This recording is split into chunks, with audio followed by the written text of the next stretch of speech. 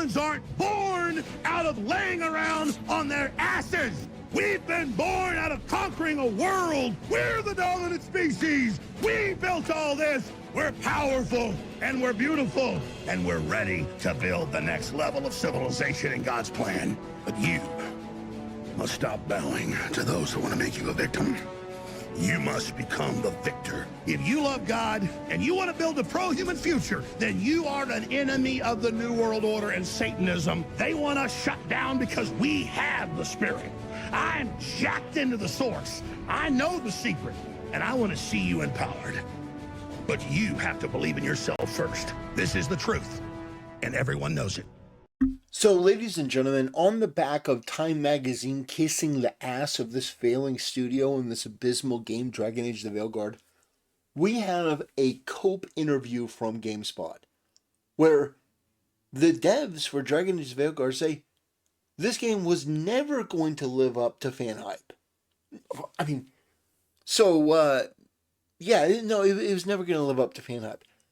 That is a way of excusing your abysmal performance and your failure. And the fact that you have people that are going out today and celebrating this game with a headline like that, I mean, that is, in a way, an admission of defeat, but at the same time, it's this defiant sort of, well, we were never going to be able to appease them. Well, you could do it before. Dragon Age Origins was massively successful. It was beloved. So you could do it before, but you can't do it now. Well, maybe there are a couple things that we could go over that you could change and alter. Maybe doing away with the transgender game director or the non-binary game writer or the other freaks that were brought in to ultimately taint this game to be some sort of DEI woke abomination. Maybe you could do that. Maybe you could have, made this game not a live service at first. Like, you could have had a clearer vision for the game, because Dragon Age is not that hard. It really isn't that hard to make a good Dragon Age game. You know what people want, because they've been able to do it. And not only have they been able to do it with Dragon Age, they've been able to do it with other games as well. You know what people are looking for. You just didn't want to give it to them. You see, the live service element, no Dragon Age fan was ever asking for a live service Dragon Age. But you did it anyway, because you wanted to nickel and dime people, because your ultimate motivation is not what's best for the player. Your ultimate motivation is what's best for you, and not like for the company. Because if it was for the company, doing what's best for the player would be the best choice. But literally what's best for you as a political activist.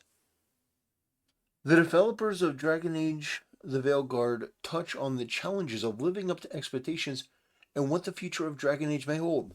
After a nearly 10-year gap between Dragon Age the Veilguard, nearly a 10-year gap between games, Dragon Age the Veilguard finally arrives at the end of October, while the previous game, Dragon Age Inquisition, is now regarded as a classic. No, it's not.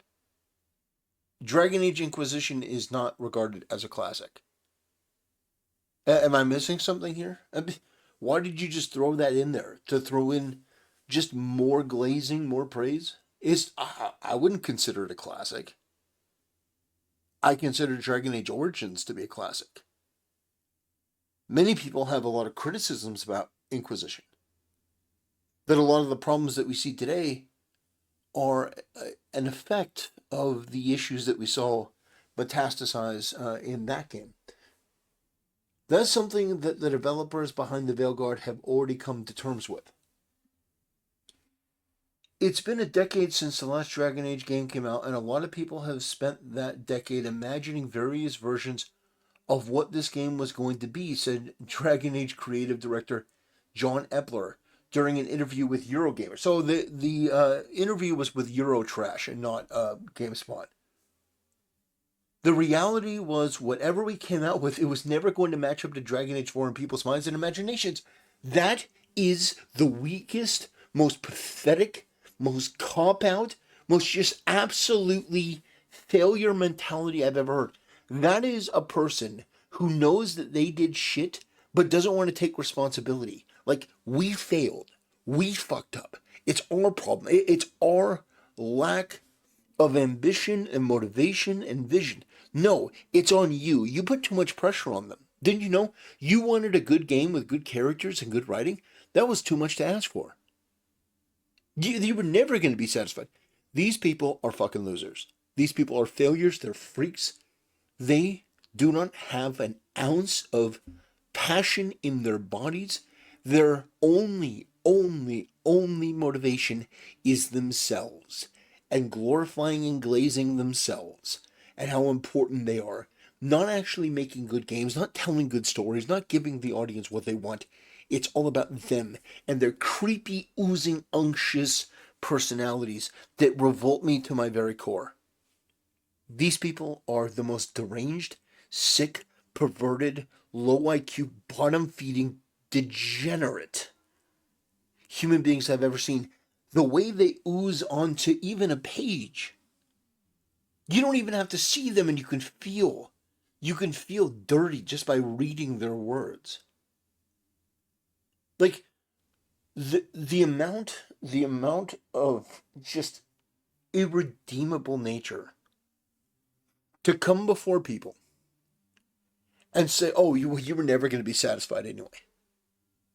You had people in the gaming press giving this game a 9 or 10 out of 10, saying this was a return to form for BioWare to try to scam them into buying this game.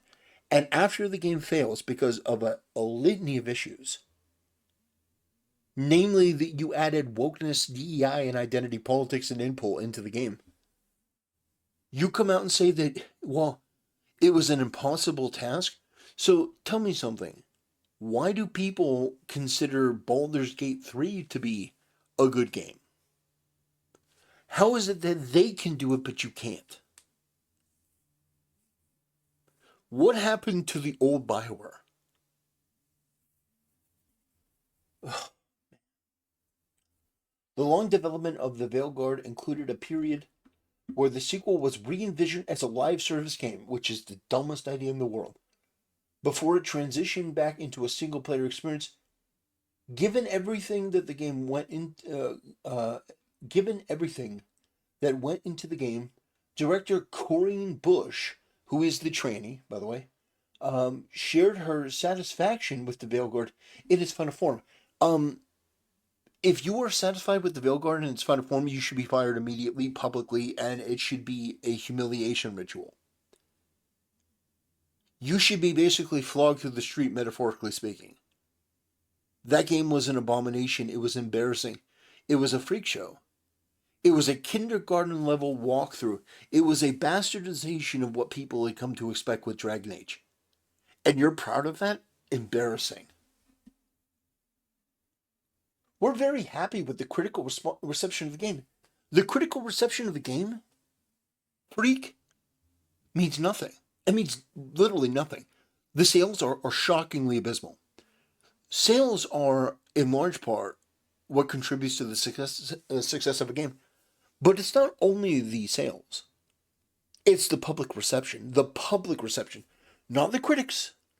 Not the critical reception, because the critics, they're going to glaze your asshole. They're going to put their finger in the air and see which way the wind's blowing.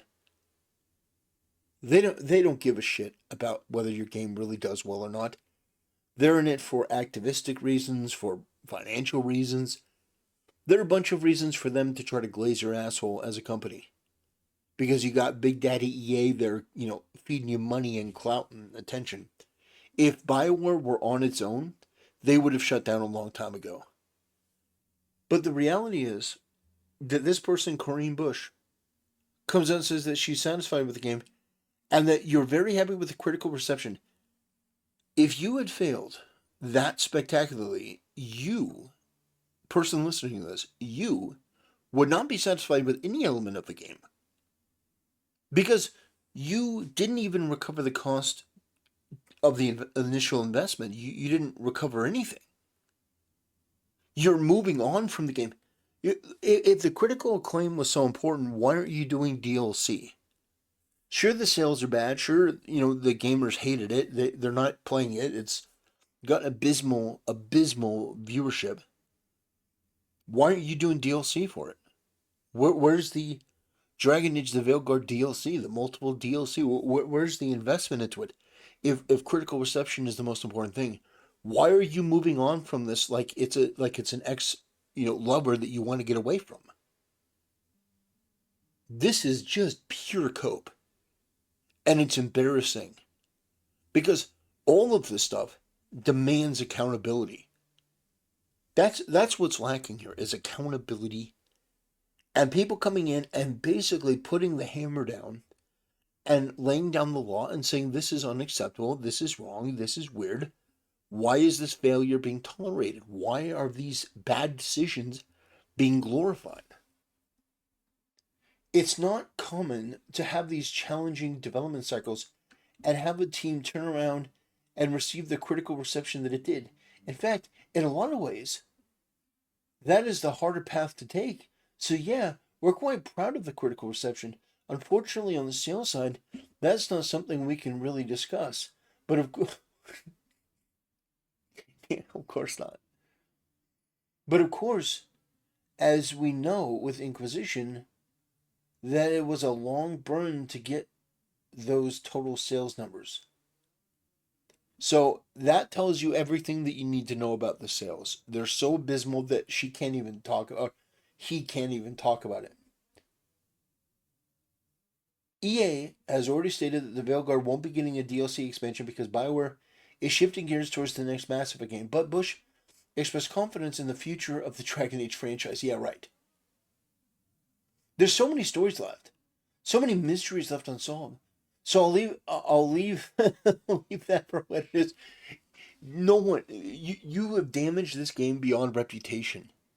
Yeah, you have damaged this game beyond any ability to fix it. I think at this point, unless there is a full transformation, unless these LGBTQ freaks are removed from the picture entirely, and a bunch of fat bearded nerds that like to drink and play D&D and maybe play a little bit of Warhammer are brought in to bring something dark and actually fun, you've got no future. I will remain of the viewpoint. I will remain of the point of view that Dragon Age's ability to reinvent itself remains our greatest challenge. Reinvent itself. Like, are you trying to transition the game? Is that what you're trying to do? Is that why it's so ugly and abominable and nobody likes it? Yeah, did this game become part of the 40%? Like this game hated itself so much that it just took the Minecraft plunge? What are we dealing with here? Like, why does Dragon Age have to reinvent itself? Why can't it just be Dragon Age? Why can't it just be a solid, good, dark fantasy RPG? No top surgery scars, no degenerate bullshit, no LGBTQ propaganda and filth. Just a good old-fashioned game.